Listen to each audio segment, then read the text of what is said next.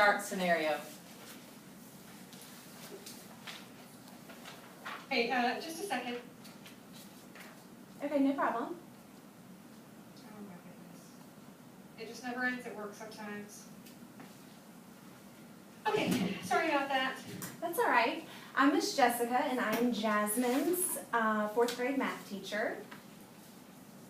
I'm aware. It's good to see you. Good to see you too. So I just wanted to start off by saying that Jasmine is such a joy to have in my class. I've noticed a change in her, though, recently.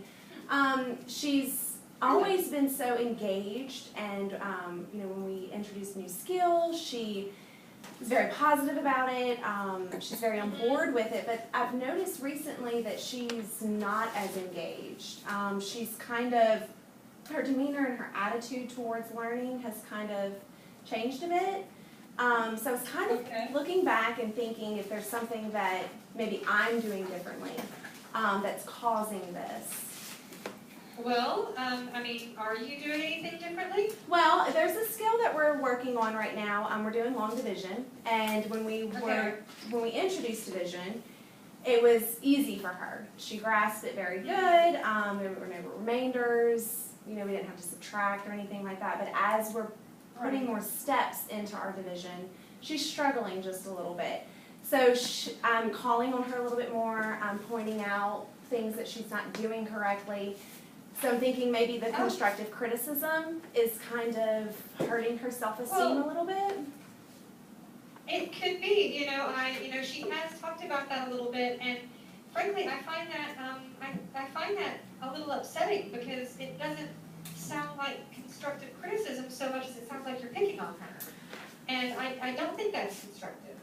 Well, the class as a whole is kind of struggling with this skill, so we're taking a step back, and we're gonna kind of reduce the level of this skill a little bit, so that way everybody is comfortable with it. Sure. So if it's class-wide, it does seem to be something that maybe you need to try a different approach. Yeah, definitely. I've talked to her a little bit. I know that she's always been a strong student and a hard worker, and I've been concerned that she's been having trouble, and it does seem like maybe she's feeling a little bit picked at. And my first thought was to go to the principal, but I wanted to talk to you first. Well, my apologies, because I never want my students to feel like I am targeting them or picking on them if they're feeling uncomfortable with the skill that we're on. And I can certainly work with Jasmine before school, when she gets here in the mornings, or after school. I don't want her to miss her recess time or anything like that, but I would be happy to stay after school with her and work with her one-on-one. Okay. And that way that may boost her self-esteem some, and it's not in front of the class as a whole. Sure, I think that would be a better option.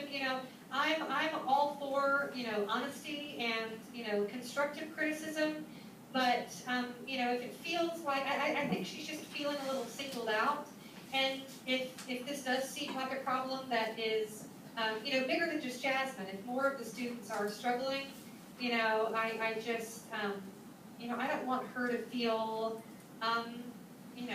ostracized or singled out or any of that. Of course, and I'm sure you know that. Of course. But I think that, maybe, getting together before school. After school would be a little tough. She does have a lot of extracurriculars, but before school I think would be a better option. Okay. If that time is available. Yes, absolutely. I will certainly make myself available, for sure. Okay. Are there certain days that work better? I don't want it to be overwhelming. No, it doesn't need to be every day. No, it doesn't need to be every day. I think that's too much for her. I think if we just start out maybe with twice a week, if you want to do maybe Tuesdays and Thursdays, and then if we feel like she's mastering the skill and she feels comfortable with it, then we can scale back to 1 day a week. Okay, all right. Let's see. So you said Tuesdays and Thursdays to Yes, start? ma'am. I think that should work, and if I'm not able to get her here, I'm sure I could talk to Paul about dropping Jasmine off early. Okay. So we will work that out, and I hope it makes a big difference. Yeah, I do too. And I would also like to schedule a follow-up meeting with you. Maybe in a few weeks, we can revisit, Jasmine and how she's feeling in class, and if maybe Sure. there's another avenue we need to take. But I feel like this will really help her the one-on-one time. I think so too, and I would offer, it might be worth apologizing, when you have your first one-on-one, just so she knows that you're not out to get her or something like that. I know that's not the case, but I think to a student it might feel that way. So Oh, just absolutely. let her know that you're on her side. They can certainly feel that way at times, especially if it's something that they're uncomfortable with, if they don't know the skill that we're learning. Their self-esteem definitely does drop, and they do feel targeted at times. So yes, Jasmine and I will certainly discuss that. Okay, well that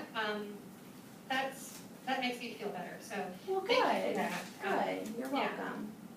Okay, well, I will send you an email. I'll just kind of keep in touch with you. I'll let you know what Jasmine's progress is weekly, how our one-on-one sessions are going. And then in a few weeks, I'd like to meet with you again. Maybe after the next report card comes out, we can kind of revisit then and discuss if there's any other issues, or maybe if you feel like everything's going great, just let me know any concerns that you have along the way. I absolutely will. I'll look forward to getting your updates, and I will, if I hear anything from Jasmine about, anything that she wants to address, I will be in touch. Okay, great. Thank you so much. It was so great meeting you. Well, thank you.